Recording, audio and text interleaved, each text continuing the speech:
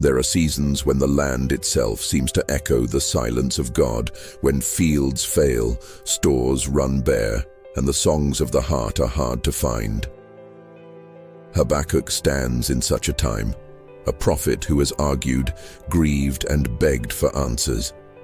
This is not the neat faith of ease, but the fierce worship of one who chooses joy in the teeth of lack.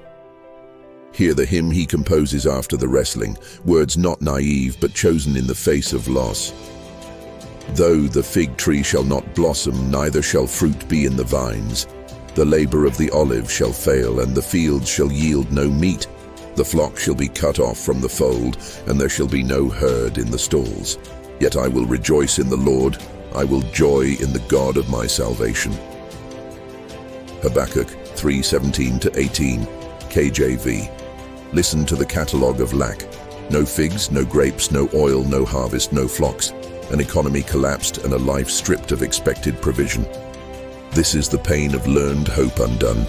The places you counted on for life are silent. The honest lament precedes the hymn. The prophet's voice remembers the hurt because he has first told God the truth of it. But then Habakkuk makes a willful turn. He refuses to let circumstances write his final word. He composes a response that is a practiced act of fidelity, worship in absence. He chooses to rejoice not because the fig tree blossoms, but because the God who is faithful remains. Nevertheless, I will rejoice in the Lord. I will joy in the God of my salvation. Habakkuk 3:18, KJV. This is action, not passive resignation, but active praise. Worship becomes a discipline, remembering God's past deeds, declaring trust, standing on covenant truth. Habakkuk's posture is a watchman's posture. From the tower he sees the horizon of God's faithfulness, even when the fields are barren. The solution Habakkuk models is not a promise that lack will vanish immediately, but a recalibration of soul. He moves from demand to dependence, from complaint to covenantal confidence. The hymn crowns the prophet with a steady promise of strength. The Lord God is my strength, and he will make my feet like hinds' feet, and he will make me to walk upon mine high places. Habakkuk 3:19, KJV. The remedy is not a guaranteed harvest this season, but the enabling to stand, to climb, to find footing where there is none. God's provision sometimes comes as inner resilience. God makes feet able to navigate rock and cliff when plains fail.